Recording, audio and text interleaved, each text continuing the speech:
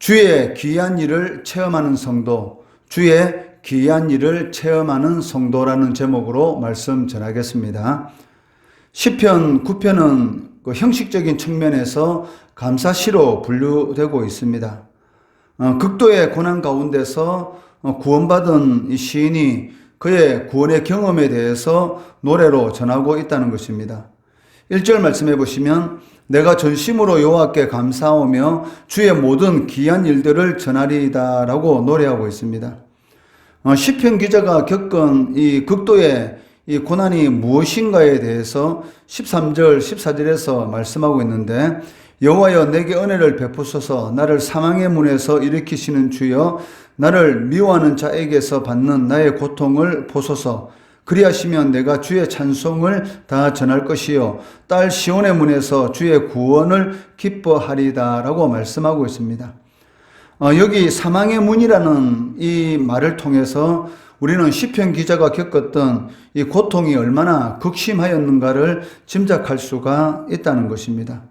이러한 사망의 문과 같은 그러한 극심한 고통 가운데서 주님께서 이 귀한 일을 행하심으로 인해서 자신이 구원받게 되었는데 그러한 그 구원의 은혜를 이렇게 노래로 하나님 앞에 찬양하고 있는 것을 알 수가 있습니다. 1절 말씀해 보시면 내가 전심으로 여호와께 감사하며 라고 시작하고 있습니다. 일반적으로 이 시편의 찬양은 주여 내가 주께 감사하나이다 라는 그러한 형식으로 주로 시작하고 있습니다. 그런데 오늘 이 시편 9편 1절 말씀해 보시면 그 전심으로라는 이 단어가 첨가되어 있는데 이는 그 입술로는 그 하나님을 높이고 있지만 마음은 그 하나님으로부터 먼 자들과는 다름을 이렇게 보여주고 있다는 것입니다. 입술로만 하나님을 공경하는 자들에 대해서 이사야 선지자는 이렇게 기록하고 있습니다. 이사야 29장 13절 14절 말씀해 보시면 주께서 이르시되 이 백성이 입으로는 나를 가까이하며 입술로는 나를 공경하나 그들의 마음은 내게서 멀리 떠났나니 그들이 나를 경외하면 사람의 계명으로 즉 형식적으로 가르침을 받았을 뿐이라. 그러므로 내가 이 백성 중에 귀한 일, 곧 귀하고 가장 귀한 일을 다시 행하리니 그들 중에 지혜자의 지혜가 없어지고 명철자의 총명이 가려지리다 라고 말씀하고 있습니다.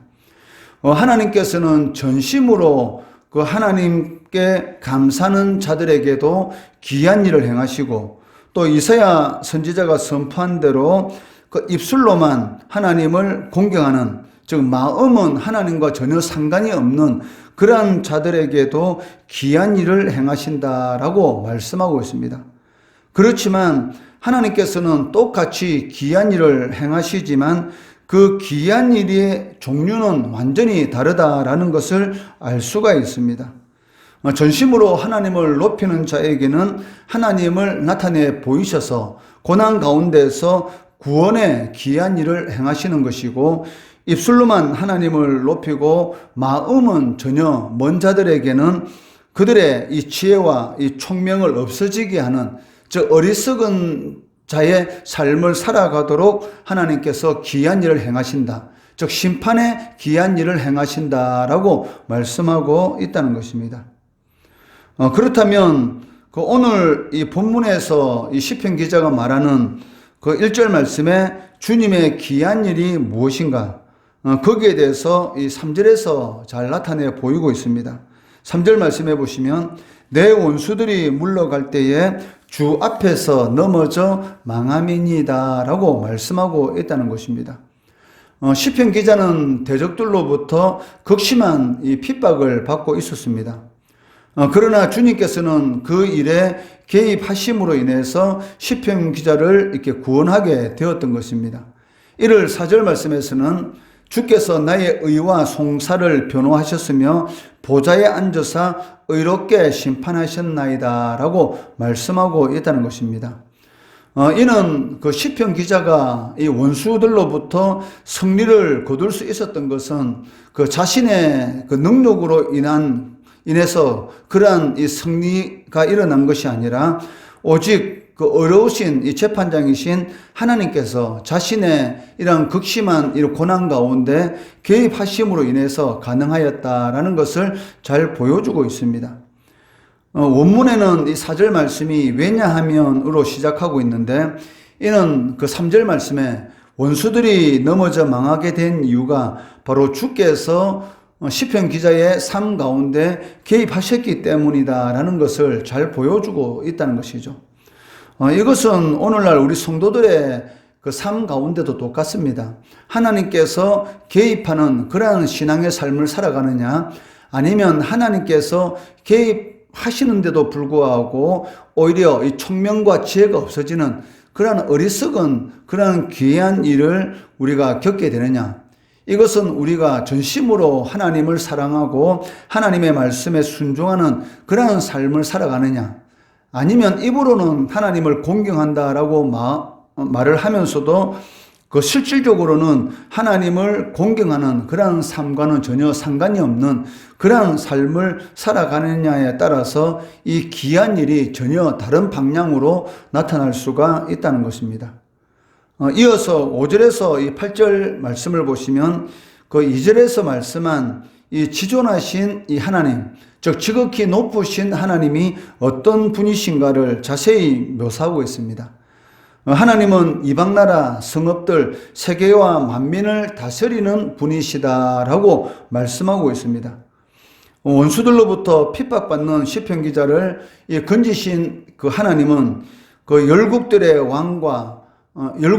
왕으로서 또 재판장으로서 나타나고 있습니다.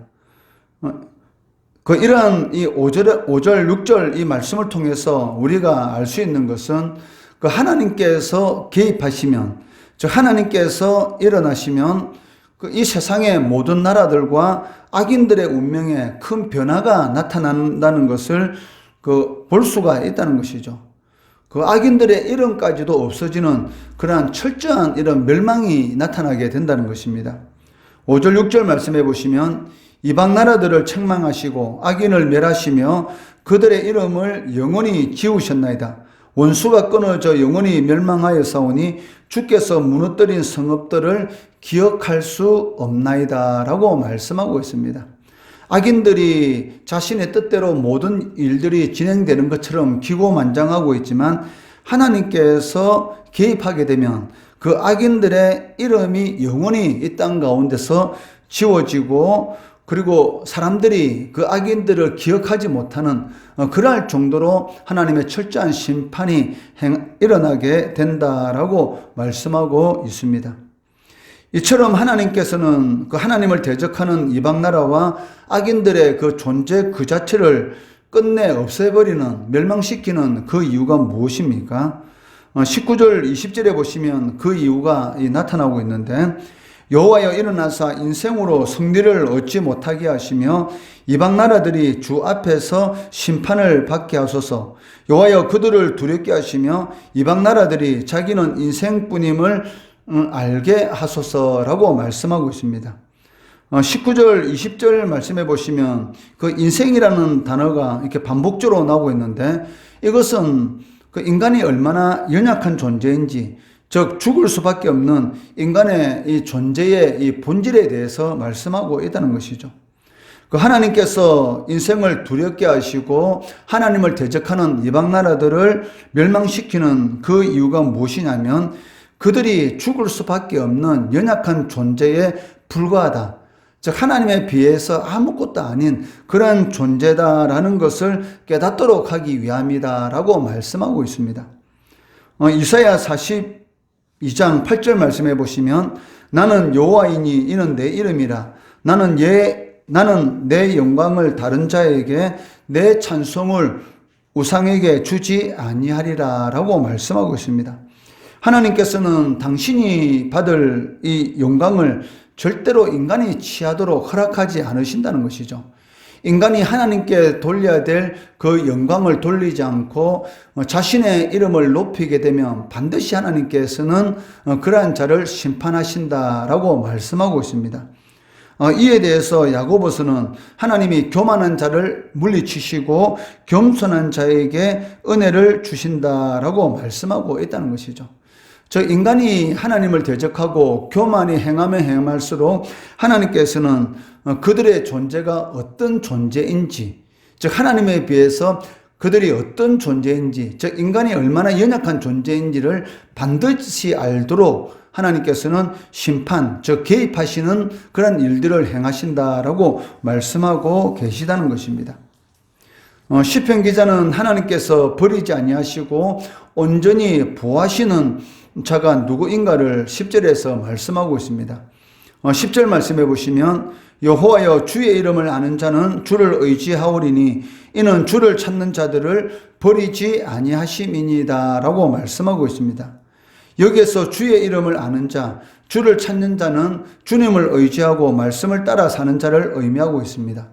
이런 사람에게 하나님은 9절의 말씀과 같이 요새가 되어 주신다라고 말씀하고 있습니다. 9절 말씀해 보시면 여호와는 압제를 당하는 자의 요새이시요 환난 때의 요새이시로다라고 말씀하고 있습니다.